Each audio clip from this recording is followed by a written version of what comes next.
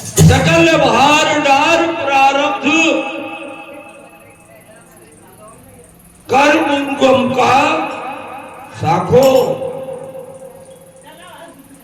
वे तो सब जल जाएंगे जितने प्रारब्ध है ना तेरे भूतकाल के, तो गुरु शरण में आगा जगह जल गए, नष्ट हो गए और डायरेक्ट दरबार में जाएगा। ये निश्चय कर ले।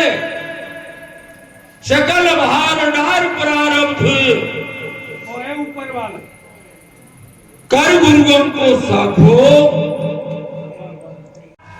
शील विचार इन तथागत बोध भगवान ने पंचशील सिद्धांतों में अष्टम प्रत्येक जीव पे दया रखना। मैं गुरु महाराज के चरण कमलों की रस से कहता हूं कि यदि आपने अपनी आत्मा का भाव उस जीव में मिला दिया, कैसा ही मिसेला जीव हो, यदि आपको चोट हो जाए तो वो सेवक मत करो। मैंने गुरु महाराज के साथ में देखा है, प्रमाण इसलिए कह रहा हूं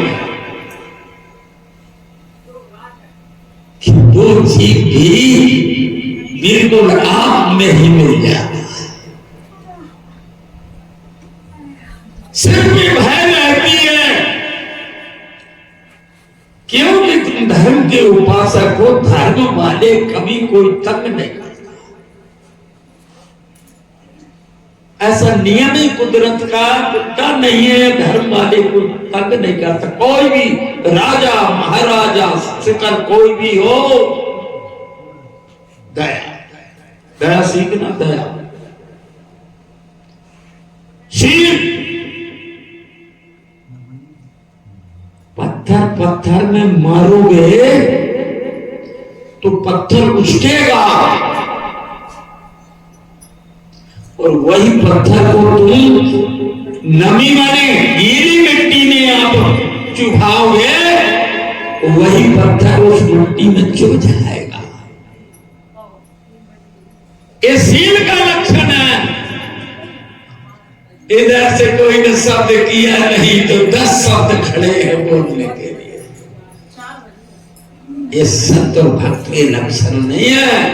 इसलिए दादा गुरु महाराज कहते हैं, हमारे गुरु महाराज जी के गुरु महाराज, दया और शील।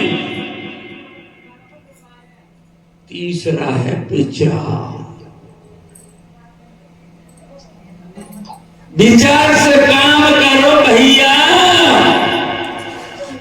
तुम्हें धनवान बनना है तो विचार से काम करो ना, ठेला उसी विचार में लगाओ ना,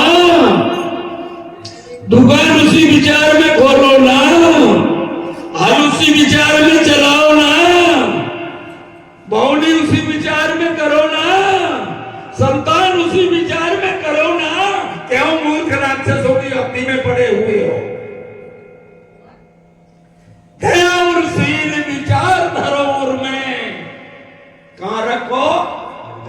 कुटी पे मत टांगो, पेड़ पे मत टांगो, कहां रखो? हृदय में। ये 3 शक्तियां हमेशा दया, विचार और शील, ये अपने वक्षस्थल में हृदय में रखो।